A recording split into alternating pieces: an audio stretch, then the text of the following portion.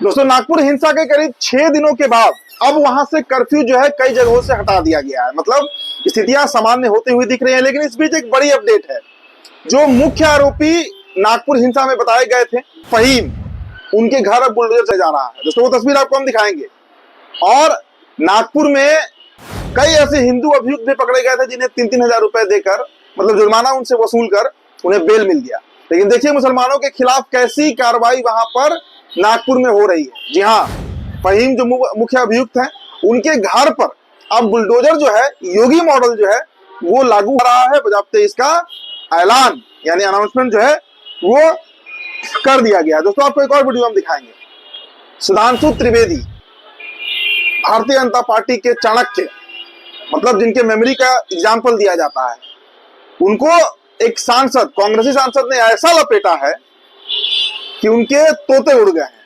वो वीडियो दोस्तों आपको हम दिखाएंगे। बड़ा इंटरेस्टिंग वीडियो है, बहुत मजेदार वीडियो है। एक और खबर है दोस्तों, पुष्कर धामी, आप जानते हैं मुख्यमंत्री हैं उत्तराखंड के, और पुशअप्स मार रहे हैं।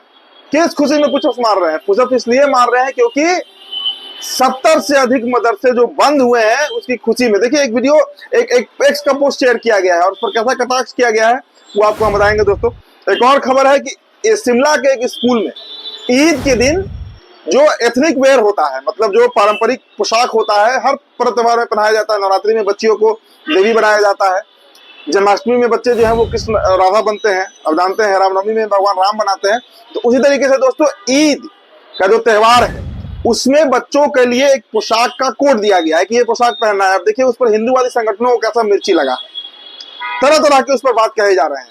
वो खबर भी आपको हम बताएंगे। और अंतिम खबर एक और बताएंगे आपको, इरफान पठान को आईसीसी से बाहर कर दिया गया है। जी हाँ, और ये कार्रवाई क्यों हुई है, क्या वो मुसलमान है इसलिए वो कार्रवाई की गई है, पूरी खबर का विश्लेषण हम करेंगे। पहले आप सभी का स्वागत करते हैं द लाइव टीवी में। मेरा नाम उदित तारण। द लाइव टीवी, सच सबसे आगे। दोस्तों, पहली खबर देखिए, पहली खबर नागपुर हिंसा से जुड़ी हुई है। कर्फ्यू वहां से अब हटा दिया गया है। 6 दिनों के बाद, हिंसा के 6 दिनों के बाद वहां की जो स्थिति है वो अब सामान्य बनी हुई है, मतलब नॉर्मल हो गया है।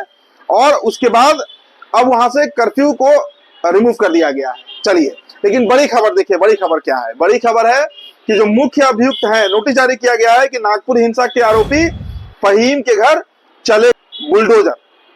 परिवार को दिया गया था नोटिस, अवैध निर्माण को किया ध्वस्त। तो सबसे बड़ा सवाल कि ये फहीम को 6 दिनों पहले ये देश जानता भी नहीं था, महाराष्ट्र की सरकार भी नहीं जानती थी, नगर निगम भी शायद नहीं जानता होगा। लेकिन जैसे ही वो मुख्य अभियुक्त बना, उसके बाद देखिए पता चला कि उसका घर जो है वो अवैध है, मतलब इलीगल कंस्ट्रक्शन कराया गया है, नक्शा पारित नहीं है, नक्शा पास नहीं है, एंक्रोचमेंट का मामला है। और अब उसके घर पर बुलडोजर जा रहा है। तो इसे आप क्या कहिएगा? मतलब बदले की कार्रवाई और द्वेष का कार्रवाई किस तरीके से होता है, भारतीय जनता पार्टी उसका उदाहरण पर उदाहरण जो है वो सेट करते जा रही है। एग्जाम्पल सेट किए जा रहे हैं। एग्जाम्पल देखिए, अगर वो मुख्य अभियुक्त है भी, वो दोषी पाया भी गया है, तो न्याय प्रणाली के तहत उसे सजा मिलनी चाहिए। अब उसका परिवार अगर रोड पर आ जाएगा, आप खुद सोचिए, उसे हो सकता है कि आजीवन कारावास देना है, सरकार दे दे, प्रशासन दे दे, न्यायालय दे दे, अगर जस्टिफाइड है तो इस पर किसी को आपत्ति नहीं है। लेकिन सवाल यह है कि एक तरफ हिंदू धर्म से समुदाय से जो अभियुक्त पकड़े गए, उन्हें 3-3 हजार रुपया लेकर जुर्माना वसूल कर छोड़ दिया गया, बेल कर दिया गया।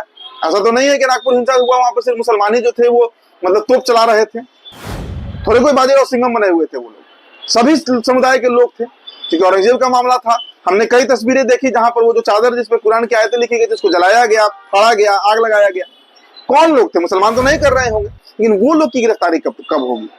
क्यों बेल पर छोड़ा गया उन लोगों को? और फहीम के साथ जो किया जा रहा है ये इस देश में ना संवैधानिक है और ना जायज है। लेकिन बुलडोजर एक्शन जो उत्तर प्रदेश में शुरू हुआ वह पूरे देश में, देखिए मध्य प्रदेश से कई खबरें हमने आपको बताया, राजस्थान से, गुजरात में तो कई बुलडोजर चले हैं। और अब दोस्तों वो बुलडोजर की एंट्री महाराष्ट्र में भी हो रही है।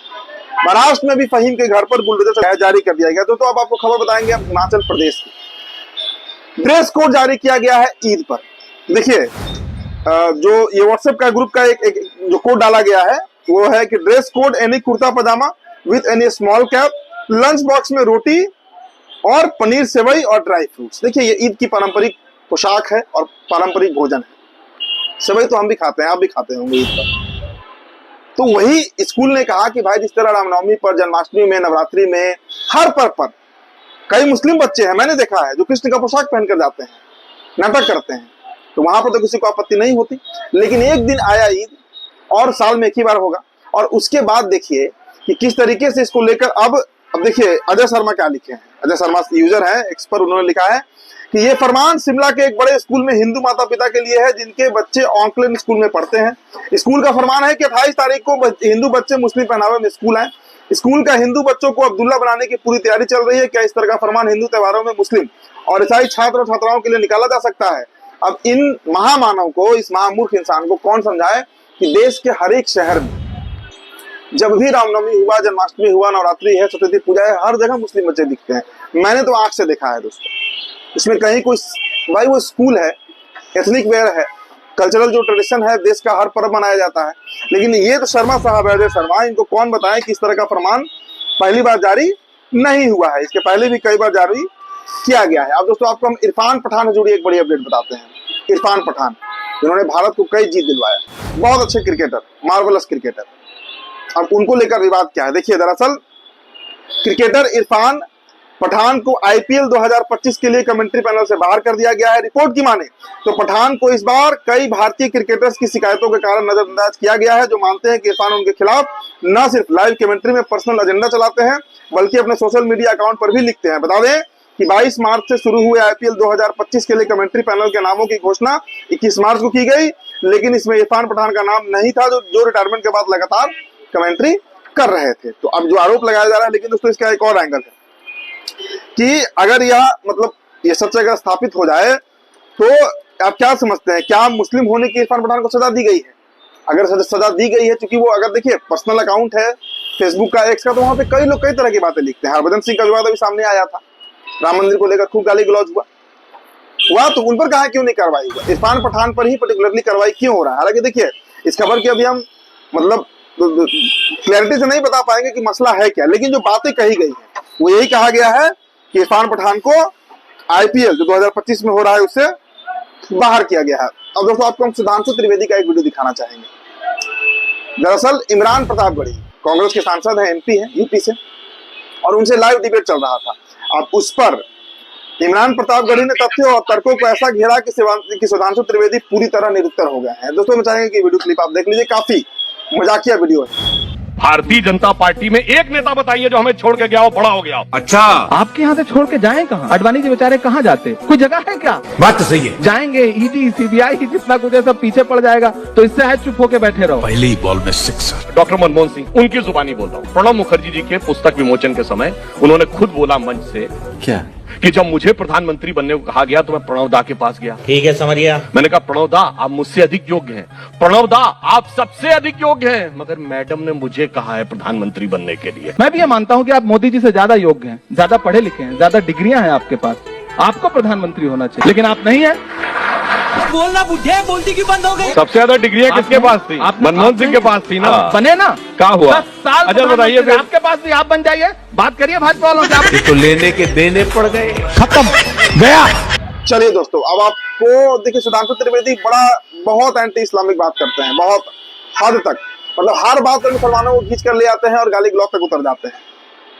हालांकि हैं विद्वान, इसमें कोई दो राय नहीं है, मेमोरी अच्छी है, लेकिन जब शेर का पाला सवा शेर से पड़ता है तो ऐसा ही होता है।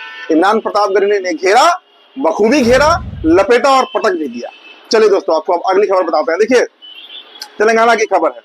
दरअसल तेलंगाना में जो कार्यकर्ता है उन्होंने मांग किया है कि रेवंत रेड्डी जो वहां के सीएम है कि इफ्तार पार्टी रद्द कर 70 करोड़ रुपए जो है वो अल्पसंख्यकों की भलाई के लिए इस्तेमाल करने की मांग की है। देखिए दोस्तों दरअसल मामला यह है कि जो वहां पर इफ्तार किया जा रहा है उसका बजट 70 करोड़ बताया जा रहा है।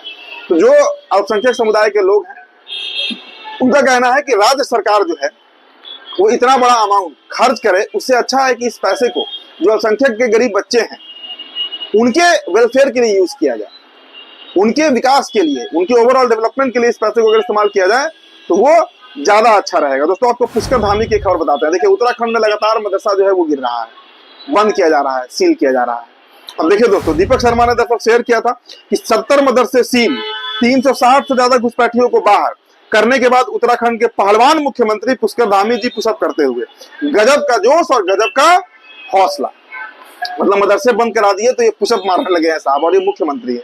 अब देखिए इस पर करिश्मा ने बड़ा तगड़ा व्यंग किया है। उन्होंने लिखा है कि मदरसे सील होने की खुशी में अपने घर बुला लेता पुशअप के लिए, तेरे घर वाले भी मिल लेते मुख्यमंत्री जी से और जोश भी देख लेती। देखिए ये सटायर है, एक तरह का व्यंग है, लेकिन जिस तरीके से मुसलमानों के खिलाफ उत्तराखंड में लगातार कार्रवाई हो रही है उस पर लगातार दोस्तों सवाल भी उठ रहा है, और सवाल इसलिए उठ रहा है क्योंकि कार्रवाई गलत है। दोस्तों आपको हम असदुद्दीन अवैसी का भी लोकसभा का भाषण सुनाना चाहेंगे। उन्होंने एक बिल पर सख्त आपत्ति जताई है और कैसे एंटी इस्लामिक बिल लगातार ला रहे हैं सदन में, चाहे वक्फ बोर्ड का मामला हो, कोई भी बिल, उसमें अल्पसंख्यकों के खिलाफ है, उन्हें दरकिनार करने का एक पूरा प्रयास है। हम चाहेंगे कि असदुद्दीन अवैसी का यह भाषण आप सुन लीजिए। ये कानून तो हिटलर के वो कानून से ही बदतर है, उस कानून से ही बदतर है। कहां लाकर छोड़ दिए भारत को आप? अगर आपने संविधान फरोग किया था, हम मुसलमानों का गुनाह क्या है कि मुसलमान है? मुझे पाकिस्तान से मत लीजिए, अफगानिस्तान से मत लीजिए, मगर इस्लाम के ताल्लुक से, मुसलमानों के ताल्लुक से इस ऐवान को सोचना पड़ेगा। आप जो मैसेज दे रहे हैं, आपकी वजह से पॉलिटिकल माइग्रेशन हो गया मुसलमानों का। आप तो उनको दबा रहे हैं, उनके सीने पर पैर रखकर आप कह रहे हैं कि आपको इस मुल्क का बाइज़ शहरी नहीं बल्कि तो स्टेटलेस बनाया जाएगा। तो दोस्तों लोकसभा में काफी अग्रेसिव तरीके से, देखिए मुसलमानों की बात अगर इस देश में कोई नेता आज कर भी रहा है तो वो इकलौते असदुद्दीन अवैसी ही है, इस बात से हम इनकार नहीं कर सकते हैं। तो फिलहाल दोस्तों इस रिपोर्ट में इतना ही, बहुत बहुत शुक्रिया। द लाइव टीवी, सच सबसे आगे।